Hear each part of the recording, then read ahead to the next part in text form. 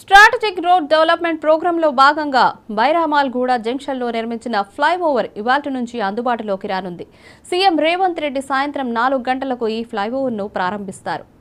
148 కోట్లతో చేపట్టిన ఫ్లైఓవర్తో ఎల్బీ నగర్ ప్రాంతంలో ట్రాఫిక్ సమస్యను తీర్చనుంది. శంషాబాద్ నుంచి సికింద్రాబాద్, హైదరాబాద్ నుంచి వరంగల్, నల్గొండ వెళ్లే వారికి మార్గం సుగమం కానుంది.